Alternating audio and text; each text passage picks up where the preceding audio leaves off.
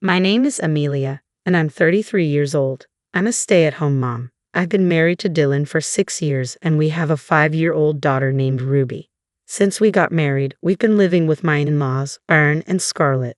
Both they and Dylan treat me more like a housekeeper than a family member. We live in Dylan's hometown, a small farming community known for its close-knit, neighborly feel. My in-laws are farmers, and ever since I married Dylan, they've given me lots of farm chores, housework, and even neighborhood committee duties. No matter how much I protest, they just say it's the duty of a daughter-in-law. While the people on the committee are nice and the housework is manageable, the farm work is particularly exhausting. I eventually learned to operate machinery like the combine harvester, but it was hard at first. Other tasks like weeding still tire me out. "You really are slow, aren't you? You act like you're some kind of aristocrat," Scarlett would say. "I'm sorry, Scarlett," I'd reply. "Move faster, with your awkward posture will take forever," Aaron would add.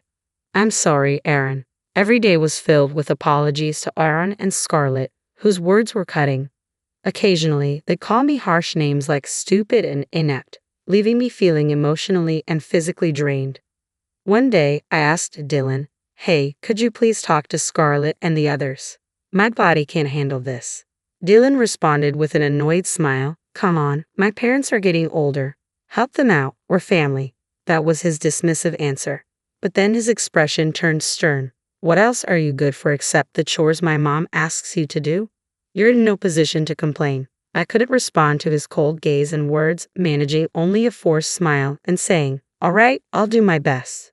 Usually, I would have had a retort, but by then my senses must have been numb. I had thought Dylan was the one, especially given his gentle smile before we got married. How quickly he changed after the wedding night. I realized too late that his smile was merely a facade. While he never raised his hand to me, Dylan became emotionally cold and left me feeling isolated. The only blessing in my married life has been our daughter, Ruby. She's turning 6 next year and will be starting elementary school. After preschool, she runs to me and we embrace. As we hug, I stroke her head and snap out of my daydreaming. "Mom, today at preschool, walking back from preschool with Ruby is the most peaceful moment of my day." "Mom, does your hand hurt?" Ruby looks at me with concern. I had a bandage on the hand I was holding Ruby's with from a scrape while working in the garden. "Thank you," I say. I smile at Ruby and say, "I'm fine." Face relaxes. As soon as we step in the door, Scarlett's sharp voice greets us. "You're late. You're spending too much time just picking up a child." Ruby and I both flinch. I wish she'd at least greet Ruby with a "How was your day?" Scarlett, Dylan, and my in-laws have always been cold, not just to me but to Ruby as well. I quietly tell Ruby to put down her back. As she heads to her room to escape Scarlett, I hear Scarlett snort, "Amelia, don't you plan on having any more kids? Ruby is already 5, Time for a baby boy." I sigh internally. Here we go again. My in-laws are traditional and always nag me about needing to have a son. While I stand there grimacing, Scarlett seems to remember something. "Lillian and the whole family are coming for summer vacation this year. Unlike you, she's a good wife and has given birth to 2 sons. Show her some respect." Lillian is Dylan's sister and my sister-in-law. She lives in Boston with her husband, Stephen, and their 2 sons, Leon and Glenn. They are as self-centered as my in-laws, and I find them hard to get along with.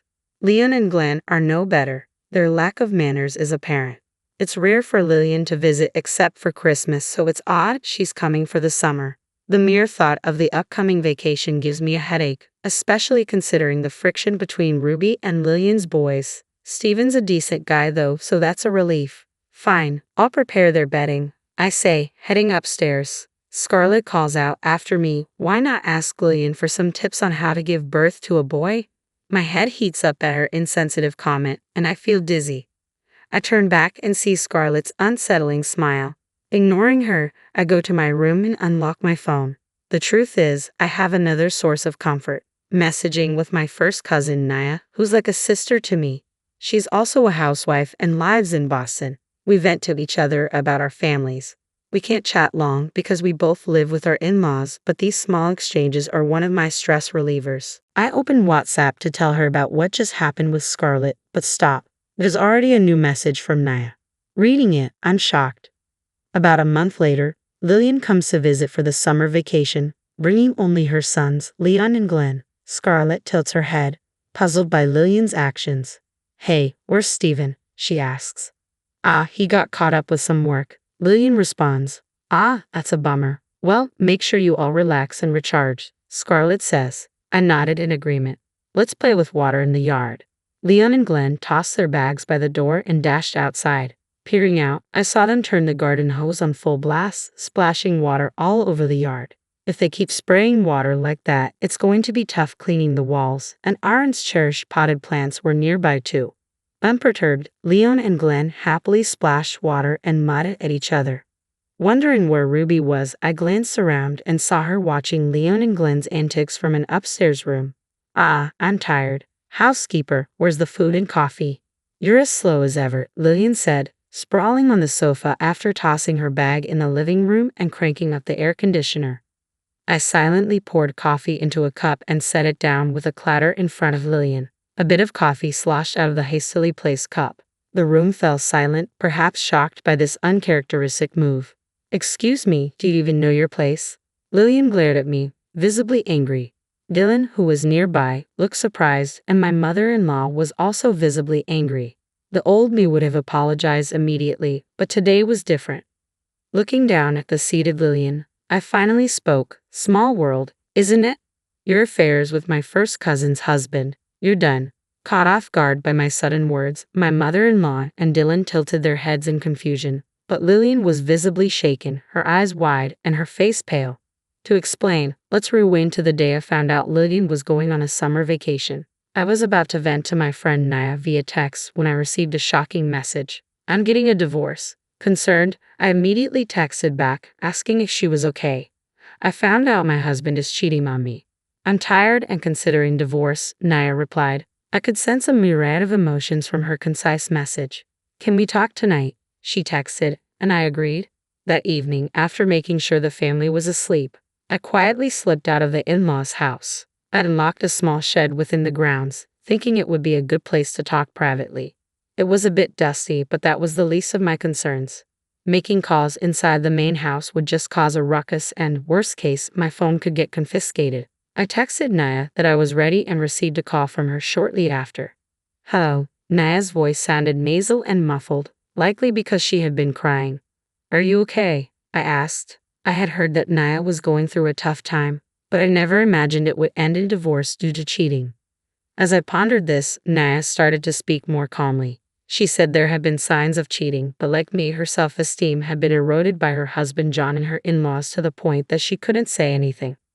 One day, she wasn't feeling well during her daytime part-time job and decided to go home early. Although John and her in-laws were supposed to be out at that time, for some reason John's car and an unfamiliar parasol were at the front door. When she cautiously entered the house, she found John embracing another woman. The other woman didn't even flinch. She was surprised for a moment when she saw Naya, but then she grinned as if she had won. But that wasn't all, Naya continued.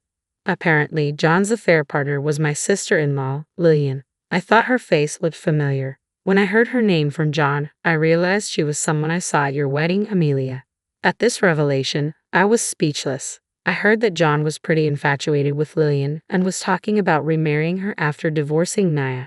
When I heard that, I woke up. What am I doing? Naya said, then added, so, Amelia, how about you and I free ourselves from all this? I was taken aback by her sudden proposition. She explained that we should both divorce and start new lives. Naya's words ended up drastically changing the trajectory of my life, and that brings us to now. Upon hearing my words, Lillian's face turns pale, and she trembles while my in-laws angrily accuse me of making no sense. But when they see Lillian's face, they quickly realize the truth. My in-laws start interrogating Lillian. Naya and I are like sisters. That's why I can't forgive you even more, I tell Lillian. That's why Naya has consulted a lawyer to sue you for damages. Steven found out about your cheating and fled home, didn't he? My in-laws begin to panic upon hearing lawyer and damages, probably worrying about their social standing and money. Lillian, who had been pale until now, glares at me defiantly. So what? Even if I come back to this house, you'll just be working as alleged housekeeper, she says. I just smile.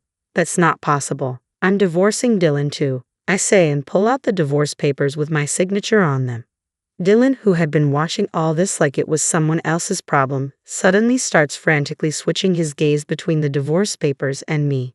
Realizing I was dead serious, Dylan tears up the divorce papers into tiny pieces. What will happen to Ruby? You think you can raise her on your own? Dylan's voice quivers as he speaks, showing a rare glimpse of human emotion that I hadn't seen in a while. Did you forget that I was a working professional before we got married? Actually, I've already got a line on getting back into my old job.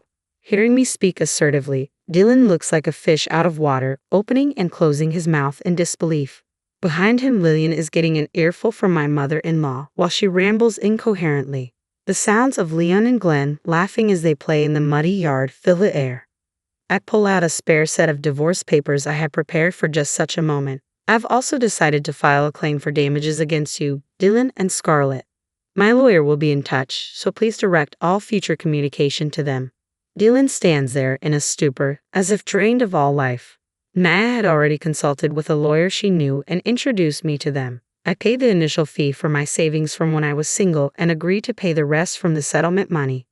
I made time to meet with the lawyer, leveraging moments when I was out for community meetings.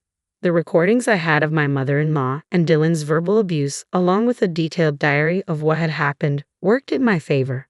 The lawyer assured me this is definitely to our advantage. All the caution I had exercised, thinking it might help me one day if I decided to divorce, pay off big time. Hey, don't make decisions without us. Scarlett and the others noticed our conversation and started to confront me all at once. Scarlett, Aaron, you've been so kind to me until now. I know the ladies in the community don't like Scarlett, but please do your best to build good relations with the neighbors after I'm gone. Maintaining my smile, I added, and Aaron, maybe cut back on the affairs with young women and work together as a family. You'll need it. I slyly revealed Aaron's affairs while expressing my gratitude for everything. In a way, I truly am grateful to this family. I figured if I could manage with them, I'd be fine wherever I go. Upon hearing me, Scarlett and Lillian both turned their eyes towards Aaron. I had once witnessed Aaron cheating and I kept quiet about it, but now that we are getting divorced and becoming strangers, there is no reason to stay silent. While Scarlett and Lillian turned their eyes towards Aaron, I walked past a stunned Dylan and headed upstairs. With just a few belongings and holding Ruby's small hand, I left the in-laws' house. As I headed to the station, feeling more relieved than I had in years, I ran into a woman known around here for loving gossip. I told her everything, what I had gone through, and what had just happened. 2 months later, my divorce from Dylan was finalized, and Naya's was too. Dylan transferred more money into my account than he was required to, saying it was from my mother-in-law. I'd even received an apology letter from her, but I haven't responded. I have no plans to associate with them anymore. Thanks to the gossip-loving woman, they are now under criticism from the community, labeled as a morally harassing family abandoned by their sons' wives. Moreover, the daughter came back home after cheating. Apparently, my mother-in-law had to sell off their fields to pay me and Naya the settlement money, and I've heard that she is now treating Lillian like a housekeeper. Right now, there is chaos due to Aaron's affair, as I found out through a call from Dylan. I ignored it. It's none of my business anymore. Ruby smiles much more now compared to when we were living with the in-laws. Right now, she's enjoying pancakes with a freshly divorced and cheerful Naya. If it weren't for Naya's intervention, I might never have awakened. From now on, I am living for Ruby's and my own happiness.